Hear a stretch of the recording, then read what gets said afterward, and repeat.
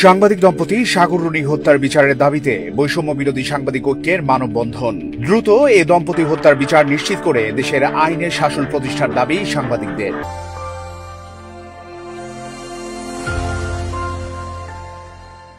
সাংবাদিক দম্পতি সাগর রুনি হত্যার বিচার দাবিতে মানববন্ধন করেছে বৈষম্য বিরোধী সাংবাদিক ঐক্য চট্টগ্রাম। বৃহস্পতিবার বিকেলে চট্টগ্রাম প্রেস ক্লাবের সামনে এই মানববন্ধন কর্মসূচি অনুষ্ঠিত হয়। বৈষম্য বিরোধী সাংবাদিক ঐক্যের সমন্বয়ক আরিয়ান লেলিনের সভাপতিত্বে মানববন্ধনে প্রধান অতিথি ছিলেন ওয়ার্ল্ড প্রেস কাউন্সিলের নির্বাহী কমিটি ও বাংলাদেশ প্রেস কাউন্সিলের সাবেক সদস্য, চট্টগ্রাম সংবাদপত্র পরিষদ ও সম্পাদক পরিষদের সাবেক সাধারণ সম্পাদক মঈনুদ্দিন কাদরী শওকত। সাগর রুনি সহ দেশের সকল সাংবাদিক হত্যার বিচার চেয়ে চট্টগ্রাম এডিটর্স ক্লাবের প্রধান উপদেষ্টা মঈনুদ্দিন কাদরী শওকত বলেন, শেখ হাসিনা সরকারের সময়ে দেশে আইনের শাসন ছিল না, গণতন্ত্র ছিল না, বিচার ছিল না, এছাড়া প্রকৃত সাংবাদিকতাও ছিল না বলে মন্তব্য করেন এই গণমাধ্যম ব্যক্তিত্ব। সাগর রুনি হত্যা এবং বিগত সময়ে বিভিন্ন সময়ে সাংবাদিক হত্যার দাবিতে আজকের সমাবেশ মানববন্ধন। এই সাগর রুনি হত্যা দেশের সকল সাংবাদিক চেয়েছিল, বিচার হয়নি।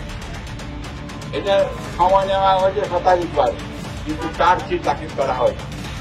দেশের স্বাধীনতা ছিল না বলে আইনের শাসন ছিল না, আইনের শাসন ছিল না বলে দেশে গণতন্ত্র ছিল না, কর্তৃত্ববাদী এবং স্বৈরাচারী শাসন ছিল।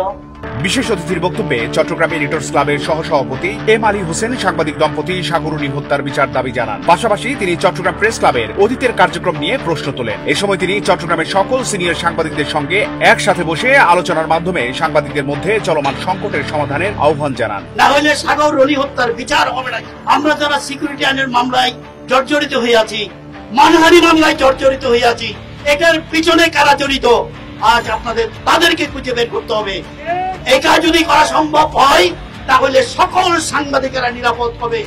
আমাদেরকে নিয়ে যাতে, আপনাদেরকে নিয়ে যাতে মানুষ যাতে সমালোচনা করতে না পারে, সেই জন্য আমার মনে হয় এখানে সিনিয়র জার্নালিস্ট যারা আছে, মঈনুদ্দিন কাদরী শওকত সহ যারা সিনিয়র আছে, আপনারা বসে এটা অবিলম্বে আমাদেরকে একটা সুষ্ঠু সমাধানে নিয়ে আসেন। বৈষম্য বিরোধী সাংবাদিক ঐক্যের সমন্বয়ক আরিয়ান লেলিন সাগর রুনির হত্যার বিচারের দাবিতে সাংবাদিকদের ভূমিকা নিয়ে প্রশ্ন তোলেন। এই সময় প্রশ্ন ছুড়ে দিয়ে তিনি বলেন, আপনারা কি সাগর রুনির সন্তান মেঘের চোখে চোখ রেখে তাকাতে পারবেন?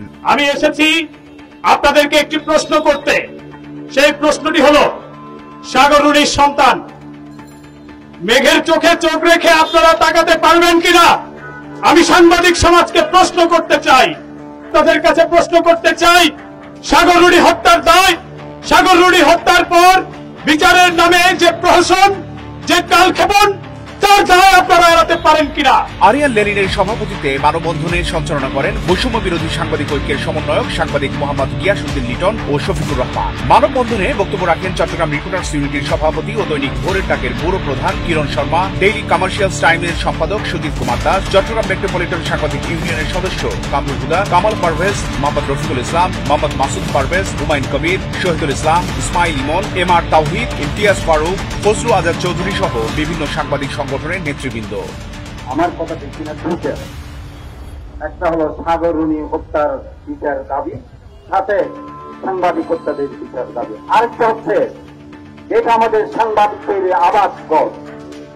এই আবাসঘর আজকে সেই স্বৈরাচারী ফ্যাসিস্টের আস্তানায় পরিণত হয়েছিল। সেটা 5 আগস্ট আমাদের সাংবাদিক বন্ধুরা উদ্ধার করেছিল। এখানে যারা ছিল তারা হলো স্বৈরাচারের পোষক, তাদেরকে লালন করেছে, তাদেরকে টাকা দিয়ে পুষেছে। তারা বড় বড় মাফিয়াদের কাছে গিয়ে গন্না দিয়ে এই প্রেস ক্লাবকে বিক্রি করেছে। চট্টগ্রাম প্রতিদিন, নিউজ ডেস্ক।